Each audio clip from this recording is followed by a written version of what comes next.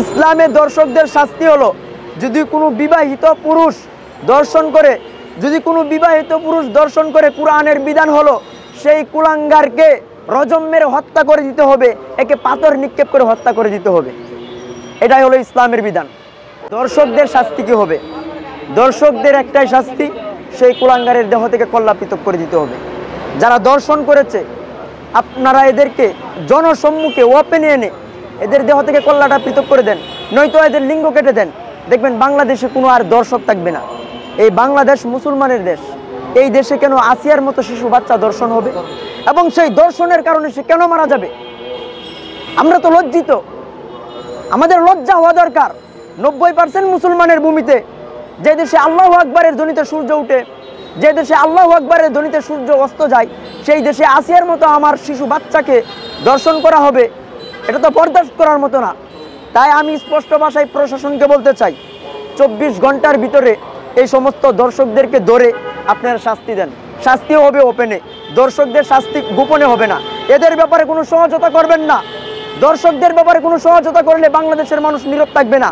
আমরা বহু ধৈর্য ধারণ করেছি, আমরা অনেক ধৈর্য ধারণ করেছি, আর দর্শকদেরকে আমরা দেখতে চাই না।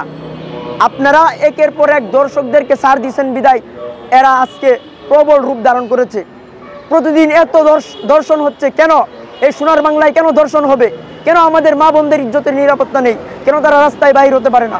কেন তারা দর্শন হবে? কেন আসিয়ার মতো শিশু বাচ্চা দর্শন হবে? তাই আমাদের স্পষ্ট কথা হলো, এই প্রেস ক্লাব থেকে বলতে চাই, দর্শকদের একটাই শাস্তি, সেই কুলাঙ্গারের দেহ থেকে কল্লা পৃথক করে দিতে হবে। দর্শকদের স্থানে বাংলাদেশে হবে না। আপনারা যদি ইসলামের বিধান বাস্তবায়ন করেন, বাংলাদেশের দর্শনও শেষ হয়ে যাবে, বাংলাদেশের মধ্যে শাহবাগীও শেষ হয়ে যাবে, বাংলাদেশের মধ্যে আওয়ামী লীগও বিলুপ্ত হবে।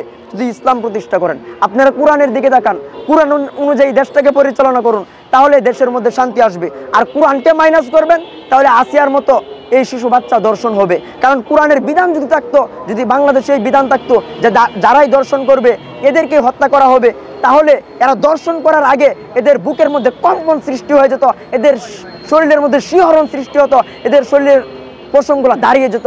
এরা দর্শন করার আগে 100 বার ভাবতো যে আমরা কি করতেছি, দর্শন করলে তো আমাদের জীবন থাকবে না।